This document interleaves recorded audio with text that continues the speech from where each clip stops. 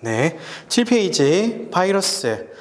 자, 근데 갑자기 뜬금없이 이때까지 생물 얘기하다가 바이러스가 나온 게 좀 이상하지 않아요? 그죠? 이제 이유가 있어서 그래요. 자, 하나씩 볼게요. 바이러스는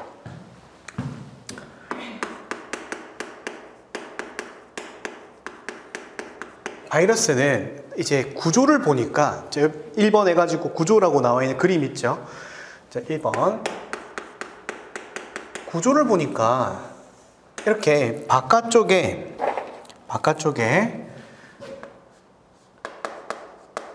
단백질 성분으로 돼 있더라 이거예요. 바깥쪽이 단백질 성분 돼 있고 그 내부에 핵산이 이렇게 있는 형태예요. 이게 가장 기본적인 바이러스의 형태. 물론 바이러스마다 조금의 차이는 존재하지만 일반적으로 봤을 때 바깥쪽에는 단백질, 안쪽에는 핵산이 공통적으로 있어요. 이렇게 돼 있는데 얘가 바깥쪽이 단백질로 돼 있다는 뜻은 얘가 제대로 된 형태의 세포 구조를 이루고 있지 않다는 걸 의미해요. 세포 구조가 되려면 뭐가 있어야 돼? 세포막이 필수입니다. 세포막. 그러니까 단백질로 돼 있으니까 얘는 세포막이 아니잖아. 세포막의 형태가 아니다 보니까 얘를 세포 구조라고 부를 수가 없는 거야. 그럼 애초부터 우리가 이제 처음 배웠던 생물의 특성 중에 1번을 위배하는 거죠. 그렇죠? 그러니까 얘는 세포 구조가 아니니까 제대로 된 세포 구조가 아니라서 생물이라 부르기 어렵구나 라고 생각했어. 그런데 뭐가 존재한다고요? 핵산. 그런데 핵산도 참 웃기게도 DNA 또는 RNA 둘 중 한 개만 갖고 있어. 그러니까 갖고는 있는데 또 애매 갖고 있는 거야. 그죠? 야, 이거 왜 이래? 그런데 이 핵산을 통해서 무엇을 하냐 봤더니 자손을 만들어요.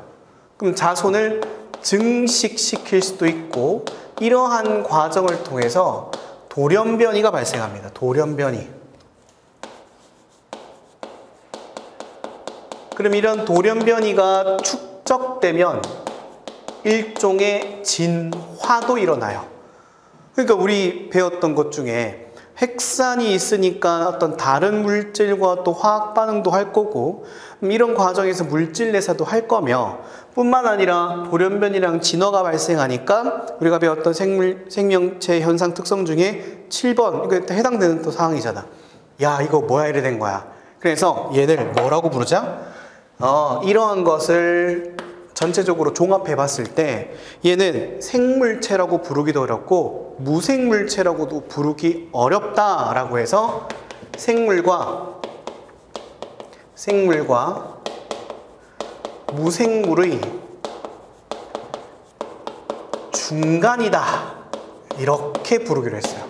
생물과 무생물의 중간이다. 괜찮아요. 밑에 7페이지 맨 아래 내려가시면은 특성 해가지고 적어놨죠, 제가. 그거 밑줄 그으시면 돼요.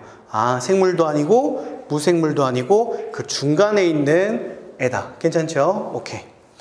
자, 대표적인 예시로 밑에 그림 그려놨죠, 제가. 거기 보시면 첫 번째 왼쪽 그림에 보시면은 무슨 우주선처럼 생긴 거 보이시죠? 그 친구 밑에 괄호 해놨는데 적어주세요. 이름은 박테리오파지라고 불러요. 박테리오파지. 두 번째 오른쪽에 있는 그림은 영어로 TMV라고 쓰고요. 괄호치고 담배 모자이크 바이러스라고 불러요. TMV. 자, 이걸 제가 왜 적어놨냐? 박테리오파지를 보니까 안에 뭐가 들었대요? 그림 봐, 그림. 단백질과, 그렇죠. DNA가 있는 게 특징이야. 그 다음, TMV는 뭐가 있대? RNA. 그렇죠. RNA가 있는 거야. 내가 말하고 싶은 거는, 아까 얘기했듯이 요거. 그렇죠. DNA 또는 RNA야. 그러면 박테리오파지는 DNA는 있지만 뭐는 없다? RNA는 없어요. 반대로 TMV는 RNA 있는데 DNA는 없는 거야. 이해되셨죠? 그러니까 이런 특성이 있더라. 그러니까는 바이러스마다 달라요. 괜찮죠? 그건 외우실 필요 없어요. 그 생물이 뭐 특성 몰라도 돼요. 우리가 기억해야 될 건 이겁니다. 그러면 이러한 어떤 바이러스마다의 특성이 존재하니까 그러면 이러한 바이러스를 우리가 분류해 볼 수 있겠네가 된 거야. 분류를 해보자. 어떻게 분류하냐? 첫 번째, 핵산에 따른 분류 나와 있죠? 그 다음에 뒤에 밑에 숙주에 따른 분류라고 나와 있죠? 핵산은 뭐 DNA 바이러스가 있고 그 다음에는 RNA 바이러스가 있겠지. 괜찮죠? 빈칸에 이렇게 쓰시면 돼요. 그럼 DNA 바이러스가 뭐가 있는데 아까 방금 설명드렸던 박테리오 파지. RNA는 TMV. 그래서 써주시면 돼요. 예시까지. 그렇구나. 그럼 숙주에 따른 건 뭔데? 숙주에 따른 건 뭐냐? 첫 번째, 숙주가 뜻이 뭐예요? 숙주? 맞아요. 네. 뭔 말하는지 알아. 숙주는 그러니까 바이러스 입장에서 거기에서 그러니까 숙자가 숙소할 때 숙자야. 자다는 뜻이야. 그런 곳이다. 숙주는 내가 바이러스라면 거기에 이제 들어가가지고 걔를 이제 나쁜 영향을 미치겠지. 아무튼 그래가지고는 자기의 영양 물질도 얻고 자기가 원하는 것도 얻고 하는 그런 곳이다. 그러면 숙주에 따른 건 뭐가 있느냐? 첫 번째, 세균성 바이러스.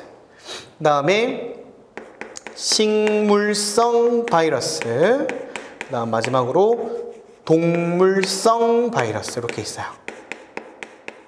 세균성, 식물성, 동물성. 뜻이 뭘까? 세균성 바이러스는 숙주를 세균으로 삼는다. 식물성은 숙주를 식물로, 동물로 이런 식이에요. 쉽죠? 그러면 대표적인 예시가 뭐가 있는데 세균성 바이러스에는 아까 얘기했던 박테리오 파지가 있어요. 엥? 야, 아까 전에 이거 DNA 바이러스라며? 네, 맞아요. 근데 이게 같이 써요.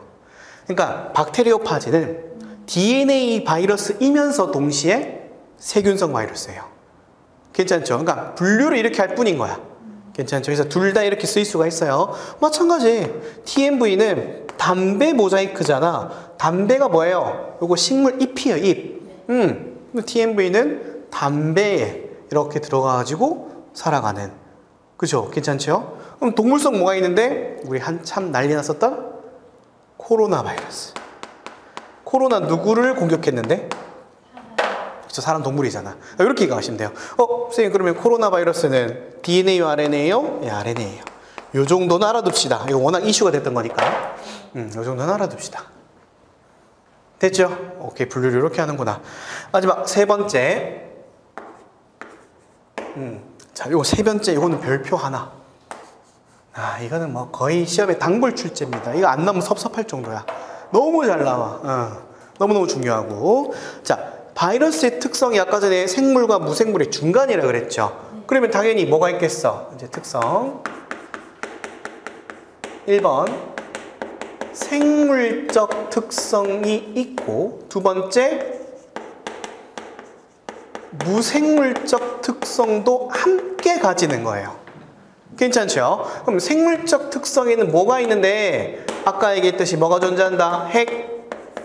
핵산이 존재한다. 따라서 뭐가 가능하다? 물질 대사가 가능하다. 물질 대사가 가능하다. 괜찮죠? 물질 대사 가능하고 이를 통해 가지고 뭐도 할 수 있어? 자손도 만들고 자손 증식도 하고 그 다음에 뭐 돌연변이도 일어나고 그 다음에 진화도 하고 등등등 하는 거예요. 괜찮죠? 핵산이 있기 때문에. 그 다음에 두 번째. 그러면 이 물질 대사라는 거는 핵산이 있기 때문에 나타나는 거 알겠어. 근데 아까 전에 숙주에 따라 분류를 했다며. 그러면 얘는 숙주에 들어가야지만 뭔가 화학적인 반응이 발생하는 거네. 그래서 숙주 내에 있을 경우에, 숙주 내에 바이러스가 침입을 한 경우에는 이때 비로소 우리가 뭘 할 수 있다? 물질 대사를 한다라고 표현할 수 있어요. 그러면 반대로 숙주 밖에 있다고 한다면 뭐라고 할 수 있어요? 물질 대사를 못한다고 해야 돼요. 괜찮아요? 적어볼게. 왜냐면 이게 시험에 나와서 그래요. 잘 봐. 물질 대사를 할 수 있다고. 그러면 자, 이거 이어서 그럼 무생물적 특징은 숙주 밖에서 있을 경우에, 존재할 경우에는 뭘 할 수 있어요? 물질 대사를 못한다라고 표현을 해요. 그래서 우리 시험에 뭐가 나왔냐면 이런 표현이 나왔어요. 이거 두 개 묶어서 뭐라고 나왔냐면 바이러스는 스스로 물질 대사를 할 수 있다. 이렇게 나왔어요. 이거 맞아요, 틀려요? 스스로 물질 대사 할 수 있다. OX. 그렇지, X지. 왜? 뭐가 있어야 되는데 숙주 안에 들어가야 되니까 스스로는 안 되는 거야. 요 두 개 가지고 문제가 이렇게 되면 안 되는 거예요. 괜찮죠? 그리고 이 스스로라는 말 대신에 뭐라고도 썼냐면 독립적으로라는 용어를 쓰기도 해요. 그러니까 시험 문제 바이러스는 독립적으로 물질 대사를 할 수 있다 이렇게 되는 거예요. 이렇게 되기도 하고 이렇게 되기도 하고. 괜찮죠? 그러니까 요게 실제 기출. 괜찮죠? 그러니까 이런 게 삼장나게 하는 거야. 다음에 두 번째 무생물 특징 두 번째. 얘는 세포막이 없었죠. 그래서 얘는 세포 구조이다 아니다? 세포 구조이다 아니다? 그쵸? 아니지. X. 세포 구조가 아닌 게 무생물 특징이잖아요. 이거 가지고 어떤 문제가 또 나냐? 사람도 짜증나게. 어떻게 됐냐? 이걸 가지고 뭐라 했냐면 이렇게 됐어요. 잘 봐요. 잘 봐야 돼. 이 낚시 문제였거든. 바이러스는 세포 분열을 통해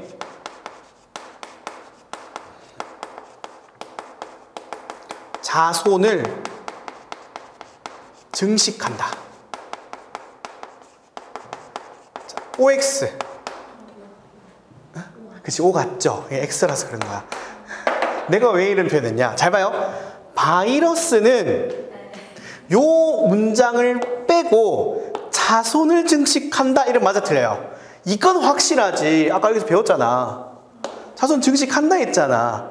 맞잖아. 바이러스 자손 증식하는 거 맞아. 핵산 때문에. 그런데 이 문장 때문에 틀린 거야. 세포 분열이라는 말은 세포 구조임을 이미 상정하고 얘기한 거예요.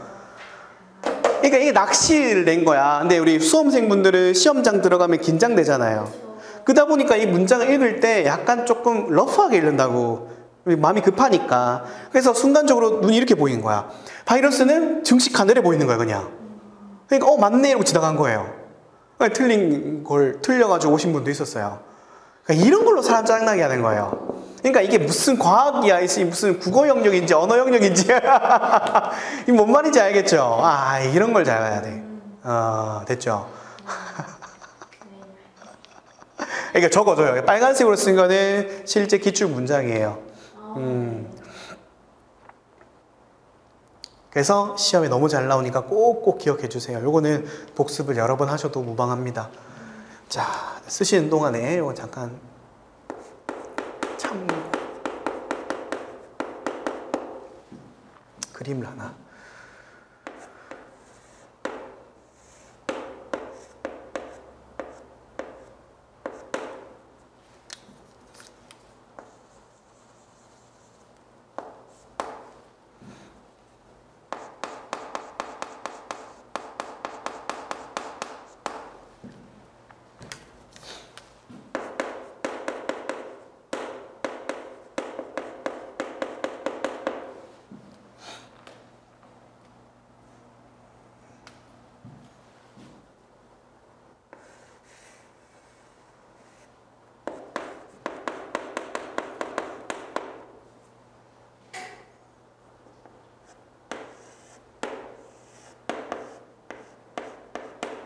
담배 잎에 담배 모자이크 바이러스를 이렇게 이제 들어와 가지고 병변이라는 거는 그 부위가 병 때문에 이제 약간 좀 문제가 생긴 거예요. 그죠? 그 부위를 병변이라고 하거든요. 그럼 TMV 바이러스가 담배 잎에 들어오면 여기서 이제 나쁜 짓을 하겠죠. 그럼 그 부분을 학자가 생각한 거야. 야, 그러면 이 부분을 잘라 가지고 여과기에다 통과를 시켜보자. 이 여과기는 무슨 여과기냐면 세균은 통과를 할 수가 없는 이런 여과기를 준비를 해요. 세균을 통과할 수 없는. 괜찮죠? 여과기를 준비한 다음에 이 병변 부위를 잘라가지고 즙을 내요. 즙을 내가지고는 여기를 통과시킬 거예요. 통과. 그러면 이렇게 통과시키면은 누구는 걸러져요? 누구는 걸러져요? 세균은 통과할 수 없어요. 통과가 안 된다는 거는 통과하고 나온 액체 성분이 있을 거 아니에요? 이렇게 어떤 성분이 있을 거 아니에요? 이 속에는 뭐는 존재하지 않는 거야? 세균은 존재하지 않아. 괜찮죠? 그런 다음에 이거를 깨끗한 담배 잎을 가지고 와가지고는 여기다가 접종을 해봅니다. 넣어보는 거야. 접종. 해보는 거야. 그랬더니 또 동일한 앞에 이전에 있었던 담배잎과 동일한 형태의 병변이 나타나는지를 확인해 봤더니 마찬가지 동일한 현상이 나타나더라 이거예요. 괜찮죠? 그러면은 이 바이러스라고 하는 것은 세균 여과기를 통과할 만큼 크기가 뭐하다? 그렇죠. 매우 작아요. 약간 오버해서 얘기하자면 지금 보시는 이 칠판 크기 보이죠? 이 칠판 크기를 우리 대장균과 같은 세균이라고 가정하면은 바이러스는 한 이만해요. 그러니까 크기 차이가 어마무시하게 나죠. 그런 느낌으로 판단하시면 돼요. 그러면 이해할 때 바이러스라고 하는 것은 뭐다? 세균보다 크기가 그렇죠. 정리. 요 밑에 빈 공간 있죠? 밑에 빈 공간 아니면 오른쪽 상관없고 적어주세요. 바이러스는 뭐보다 작다? 세균보다 작다. 요거 하나. 두 번째, 뭐를 통과했어요? 세균 여과기. 세균 여과기를 통과했어. 따라서 이거를 뭐라고도 부르냐면 여과성 병원체라고 불러요. 여과가 되는, 즉 통과를 하는 이 뜻이겠죠. 통과를 하는 병을 일으키는 원인 물체 이렇게 불러요. 괜찮죠? 이렇게 부르기도 한다, 바이러스를. 그다음 마지막 세 번째, 숙주 밖에 존재할 때, 숙주 밖에 존재할 때 부르는 명칭이 있어요. 뭐냐면 단백질 결정체라고 부르기도 해요. 단백질 결정체. 숙주 밖에 존재할 때는 단백질 결정체라고 부르기도 한다. 됐나요? 이렇게 정리하시면 될 것 같아요. 그래서 바이러스가 세균보다 작다는 거, 요건 또 얼마든지 시험에 나올 수 있어요. 나중에 크기 비교하는 게 있거든요. 그거 나중에 다른 병원체 얘기 나오면은 그때 한 번 더 정리할게요. 됐죠? 오케이.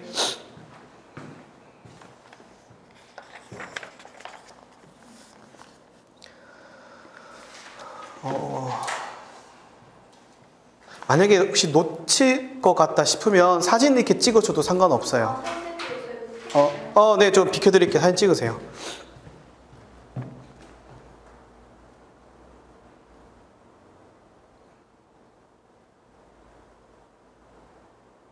오케이. 다음 페이지 8페이지입니다. 자, 이거는 필기할 거 없어요. 그냥 말로 할 거예요. 자, 생명과학의 특성 1번 생명과학의 통합적 특성이라는 게 있대요. 1번 생명과학은 생명현상의 본질을 탐구하는 학문이다. 뭐 그렇겠지. 2번 생명체의 모든 수준에서 생명현상을 이해하고 이를 종합하여 그 원리 탐구하는 통합적 특성이 있대. 그렇구나. 3번 분자에서 생태계까지 다양한 범위를 대상을 통합적으로 연구한다. 뭐 되게 좋은 말 적어놨는데 그 박스를 봐야 돼요. 박스 때문에. 자, 요거는 필기를 좀 해볼게요. 자, 오른쪽 여기. 자, 보시면은 아까 우리가 배웠을 때 생명체를 구성하는 기본 단위를 뭐라고 했죠? 그렇죠, 세포. 그렇죠, 정답. 세포였어요. 적어볼게요. 세포를 기준으로 가요. 생명체의 기준은 세포니까 세포 기준으로 가요. 그러면 세포가 모이면 우리는 그것을 조직이라고 부릅니다. 조직. 들어봤죠? 뭐 제 병원 가면 조직 검사해야 이러잖아요. 근데 세포 덩어리를 떼가지고 검사해본다 이 뜻이에요. 세포를 모아놓은 걸 조직. 조직이 모이면 그것을 기관이라고 해요. 대표적으로 장기기관이겠죠. 뭐 소장, 대장, 위 이런 거. 그 다음에 기관이 모이면 개체라고 하는데 개체의 정의가 뭔지 아세요? 개체는 생명체 한 개란 뜻이에요. 이게 뭐라면 생명체 하나란 뜻이에요. 이게 생명체 하나. 괜찮죠? 그러면 개체가 모이면 개체군이 되고요. 개체군이 모이면 군집이라고 합니다. 군집. 그다음에 군집에다가 주변 환경까지 합쳐지면 비로소 생태계라고 불러요. 생태계. 자, 요게 우리 생명과학에서 다루는 일련의 어떤 단계고요. 그 각 단계마다 학문들이 다 따로 있어요. 세포 생물학, 뭐 해부 조직학, 그다음에 동물 생리학 이런 식으로 다 각자마다 학문적 영역이 있어요. 그런데 이런 영역에 대해서 생명체를 기준으로 연구를 하되 당연히 이것만 가지고는 연구가 안 돼. 생명과학만 가지고는 연구가 안 돼요. 그러면 당연히 뭐도 해야 돼? 다른 학문도 같이 연구를 해야 돼. 대표적으로 세포 연구를 한다 칩시다. 그럼 세포 연구를 하려고 봤더니 세포를 관찰하려면 특수한 기구가 필요해. 그게 뭐예요? 현미경. 그렇지? 그럼 현미경은 무슨 과학이야? 물리학이겠죠. 왜? 그러니까 빛을 다루는 학문이니까. 광학과 렌즈 맞는 거 마찬가지 전부 다 물리학 개념이에요. 그 물리학 개념 가지고 와야 돼. 그래야 세포를 볼 수 있잖아. 그죠? 뿐만 아니라 그러면 세포 내 안쪽을 봤더니 분자도 있고 원자도 있고 물질도 있고 할 거 아니에요? 그럼 이런 물질들을 다룬 학문이 뭐야? 화학이야. 화학도 알아야 돼. 그죠?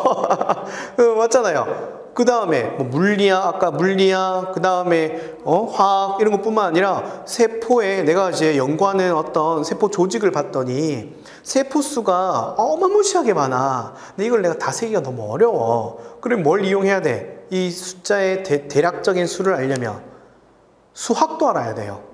그쵸? 들어봤죠? 큰 수의 법칙이라고. 이런 것처럼 어떤 수학적인 개념도 적용을 시켜야 돼. 그러니까 이게 생명과학 하나만 단독으로 존재할 수 없고 다양한 학문들이 함께 연계가 되면서 생명과학이 연구가 된다라는 걸 설명을 하는 거예요. 괜찮죠? 그 다음에 생명과학에서 다루는 그 어떤 단계는 다음과 같다는데 작년 기출이었어요. 작년 기출인데 이 순서를 물어봤어요. 그러니까 내가 하고 있는 거야. 그러니까 두 가지를 기억해. 생명과학이라는 것은 생명과학 단독으로 연구가 되는 것은 아니고 다양한 학문들과 연계되는 거고, 두 번째 생명과학은 요 순서대로 이렇게 분류가 되는구나. 괜찮죠? 이렇게 기억하시면 됩니다.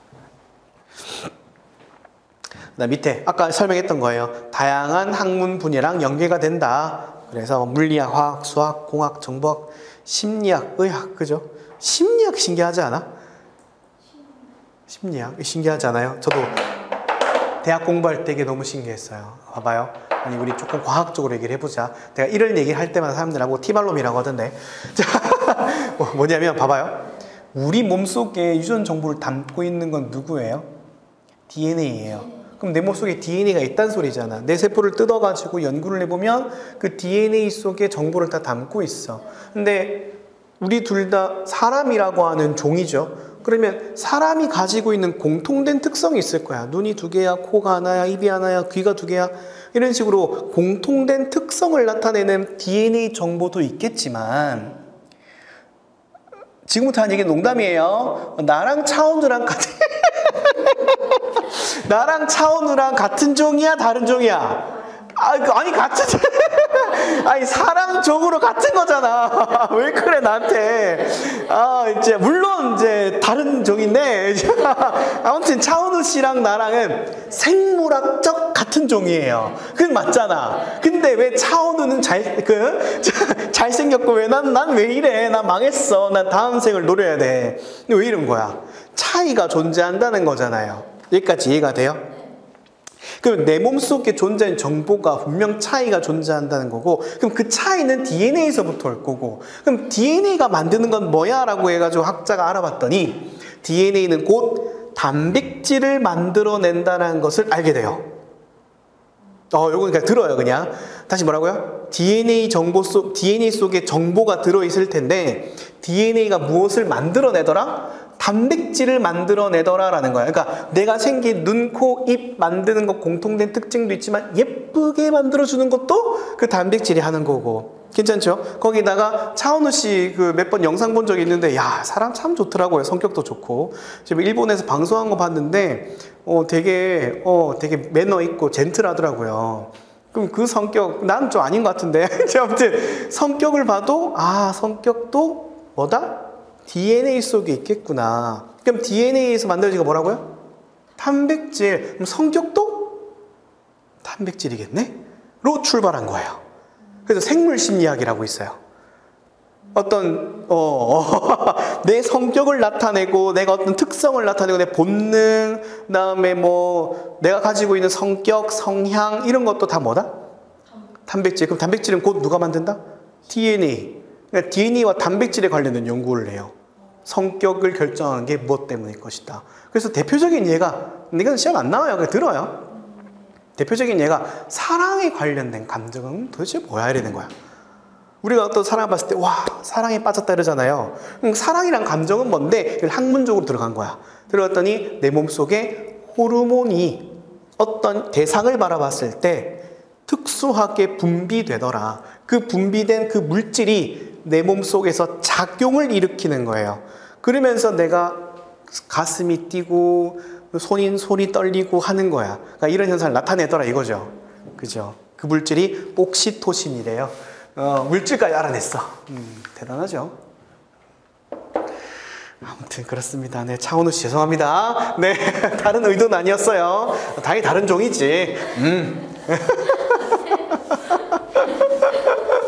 망했어. 자, 다시 태어날래 나는. 자, 어떻게 이렇게 잘생길 수가 있지? 진짜. 자, 단 하루만 못생겨 보고 싶어요. 맨날 못생겼어가지고 하루만 못생겨 보고 싶어. 자, 갑니다. 밑에 그 참고라고 나와 있는 바이킹호 탐사 실험 보이시죠? 요거는 그냥 간단하게 들으세요. 듣고 간단하게만 이해하시면 됩니다. 자, 이거예요. 아까 제가 맨 처음 강의할 때 그 얘기를 했어요. 생명체라고 분류는 이런 것들의 공통된 특징 7가지는 누구 기준이다? 어디 기준이다? 어디? 지구 기준이에요. 그러니까 지구를 벗어난 외계 생명체는 그러면 과연 이거에 적용이 될까? 그러니까 과학자들이 이게 참 정말 정신 나간 사람들이 많아. 그러니까 이게 궁금한 거야. 그러니까 현재 인간의 기술력으로 갈 수 있는 가장 가까운 행성이 금성과 화성이래요. 근데 금성은 못 가. 왠지 알아요? 금성은 못 가요. 금성은 거기에 도착을 하면은 금성 자체가 너무 뜨거운 행성이기 때문에 거기에 이제 탐사선에 들어가면 녹아버린대요. 탐사 자체가 불가능하대. 그러니까 금성은 못 가고, 그 다음 가까운 데가 어디야? 그렇지, 화성인 거예요. 화성은 가서 탐사를 얼마든지 할 수 있어. 거기 환경이 그렇게 척박하진 않으니까. 그래서 물론 인간이 가면 힘들겠지만 기계가 가는 거니까. 화성을 가자. 제일 가까운 그럼 달도 있잖아. 다른 행성이 아니잖아.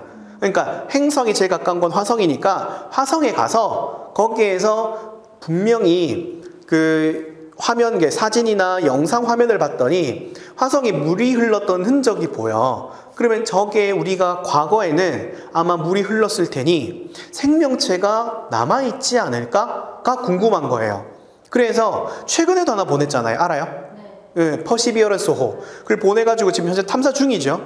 가서 뭐 하는 거야? 땅을 파가지고는 그 토양 속에 미생물이 존재하지 않을까. 그게 궁금해서 간 거예요. 그거 하나 때문에 몇십조 원을 들여가면서 보내는 거야. 그죠? 대단하죠? 자, 어떻게 했느냐? 전제 조건이 있어요. 첫 번째.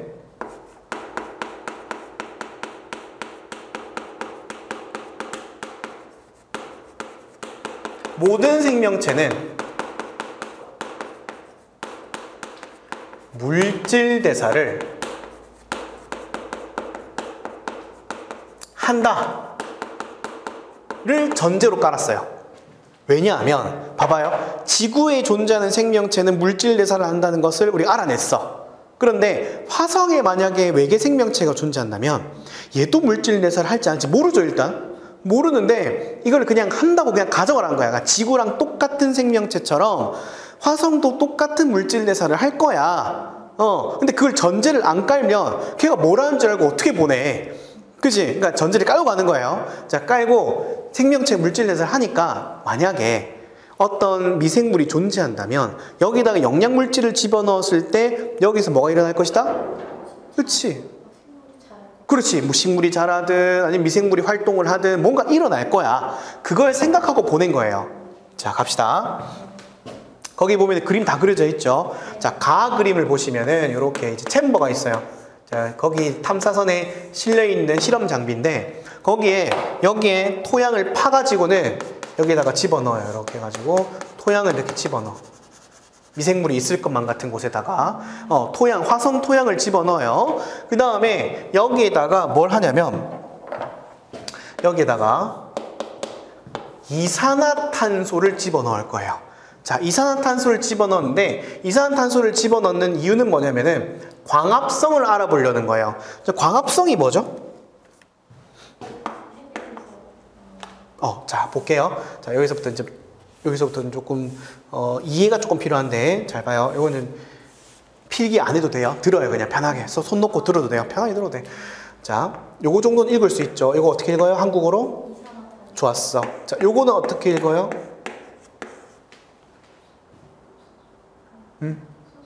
물입니다.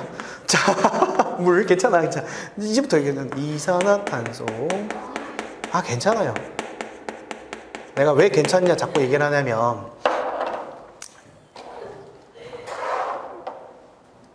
저도 처음 생명과학 공부할 때 저도 이 원소 기호가 뭔지 몰랐어요. 처음에. 저 기억이 안 나서. 네, 그럴 수 있어요. 저는 참고로 문과로 졸업했어요. 고등학교를. 그러니까 이해해요. 나도 문과 졸업했거든. 지금 과학 가르치고 있잖아. 충분히 이해할 수 있어. 지금 닮으면 돼. 이건 앞으로 물입니다. 물. 좋았어. 괜찮다니까. 자, 그 다음.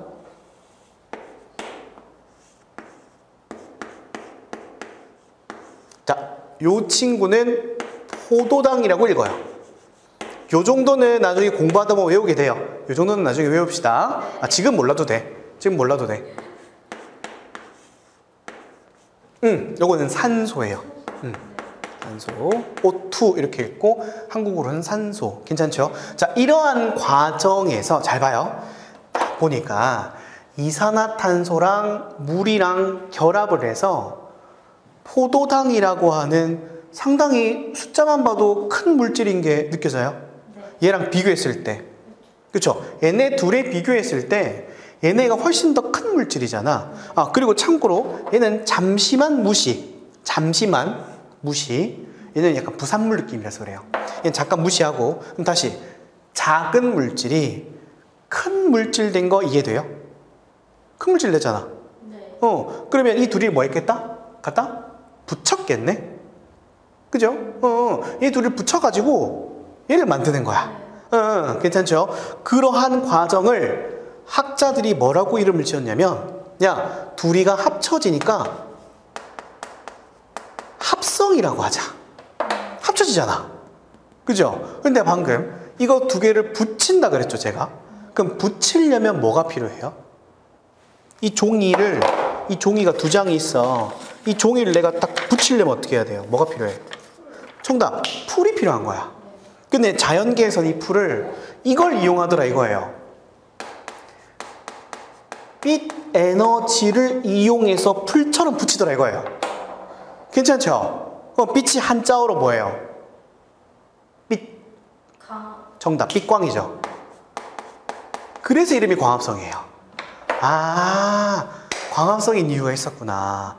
여기 있는 이 두 가지 물질을 빛이라고 하는 풀을 이용해서 갖다 붙여가지고는 이러한 거대한 물질을 만드는 과정이구나. 괜찮죠? 이거 뭐라고 하죠? 광합성이라고 하자. 괜찮죠? 그러면 여기 이산화탄소를 집어넣었다는 얘기는 여기 당연히 물도 일부 넣겠죠, 제가? 그러면 이산화탄소랑 물을 넣고 위에 문제 그림 보니까 다에 어떤 그림이 있어요, 다에? 그렇지. 빛을 줬잖아. 그치? 램프를 달아놨잖아. 그러면 빛을 줬으니까 뭘 알아보기 위한 실험이었다? 광합성을 하는지 안 하는지를 알아본 거야. 그래서 밑에 실험 결과. 자, 결과 적을게요. 자, 결과. 광합성을 하는 생물의 존재 유무를 확인한 거야. 한 거야. 그랬더니 밝혀졌을까요? 안 밝혀졌을까요? 맞아요. 생물이 존재하지 않는다는 것을 알아내요. 존재하지 않구나. 광합성 생물이 없구나를 안 거예요. 괜찮죠? 왜? 아무 일도 없었거든. 괜찮죠? 지금도 모르잖아. 그지? 어려운 거 없죠? 오케이. 두 번째, 밑에 있는 실험 2. 자, 이번엔 뭐 집어넣었대? 유기영양물질이라고 돼 있는 거 보이세요? 네. 그러면 유기영양물질이 누구냐? 바로 얘입니다. 얘입니다. 얘. 포도당. 얘를 집어넣은 거예요. 그러면 얘를 집어넣어 가지고는 이렇게 해서 반응이 일어나는 걸 보고 싶은 거야. 그럼 잘 봐요. 이 물질이 어떻게 됐어요? 둘로 떨어졌죠. 네. 이제 떨어지게 하는 거죠. 떨어지는 과정을 우리가 분해라고 해요. 그런데 학자는 여기에 포커스를 두지 않고 어디에 포커스를 뒀냐면 이거와 이거에다가 포커스를 뒀어요. 잘, 날 봐요, 날 봐요. 자, 나 방금 했죠? 그럼 뭐가 들어왔어요? 산소가 들어오고 이산화탄소가 나갔죠. 다시 산소가 들어오고 이산화탄소가 나갔잖아. 이걸 우리가 뭐라 그래? 두 글자로. 호흡. 그렇지, 호흡이라고 하잖아. 여기 집중을 한 거야. 산소가 들어가고 이산화탄소가 밖으로 방출되는 이러한 과정을 학자가 호흡이라고 이름을 지었어요. 호흡. 괜찮아요? 근데 이런 호흡을 학자가 그러면 생명체 전반을 봤을 때 호흡이지만 세포 내부 수준으로 갔을 때 미토콘드리아라고 하는 그거 들어봤죠? 네. 들어봤죠? 네. 상관없어. 미토콘드리아라고 하는 애가 있는데 걔가 산소를 받아들이고 이산화탄소를 방출하는 작용을 하더라 이거야. 그래서 얘는 세포 수준에서 벌어지는 호흡이다. 그래서 세포 호흡이라고 이름을 붙였어요. 그러면 이 과정에 빛이 들어왔다가 반대로 가니까 이게 뭐겠어? 에너지가 이렇게 튀어나오더라 이거예요. 됐어요? 그렇구나. 이렇게 빛이 들어오고 하는 과정을 광합성, 반대로 가는 과정에서는 세포를 통해 에너지가 방출되어 나오는구나. 그러면 실험 2를 보니까 유기영양물질이라고 했죠. 그러면 뭐야? 유기영양물질 넣었다는 얘기는 포도당을 넣었다는 얘기니까 뭘 알아본 거다. 밑에 2번의 결과 뭘 알아본 거다? 세포 호흡을 하는 생물의 존재 유무를 확인해 본 거예요. 하지만 있다 없다? 없더라. 결국 둘 다 없다라는 걸 알게 되고 현재로서는 아직 밝혀지지 못한 거죠. 괜찮죠? 그래서 이런 실험을 했다라는 걸 말씀해 드리고 싶었던 거예요. 결과만 적으세요. 요건 안 적어도 돼. 야, 1976년에 갔대. 야, 아직도 못 밝혔어. 그죠? 대단하다.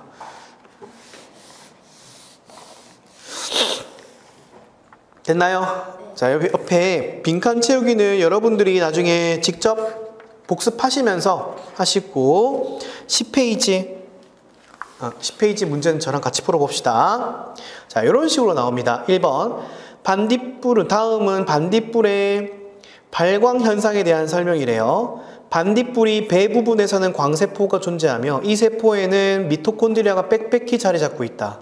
광세포에 있는 효소 루시페레이스는 루시페린이란 유기물로 산화시키는데 ATP를 이용하며 이 과정에서 빛이 발생한다. 자, 기억에 나타나는 현상과 가장 관련 깊은 것은, 자, 기억이 뭐야? 효소를 이용해서 물질을 변화시켰대요. 뭐예요? 무슨 과정? 우리가 배웠던 7개 중에서 효소 썼대. 효소. 누가 피처링 했잖아. 효소 피처링. 앞에 봐도 돼요. 그렇죠. 물질 대상화. 기억의 의미는 물질 대상거예요.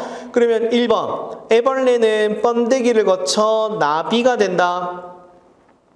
애벌레가 나비가 되는 과정, 변화의 과정이네. 발생과 생장 얘기구나. 그 다음 2번 미모사의 잎은 손을 대면 오므라든다. 아, 자극을 주니까 변화가 발생했네. 자극에 대한 반응. 3번 식후에 인슐린이 분비되어 혈당량이 조절된다. 항상성 유지. 4번 이자액의 아밀레이스가 녹말을 엿당으로 분해한다. 물질의 변화네. 아, 얘는 물질 대사.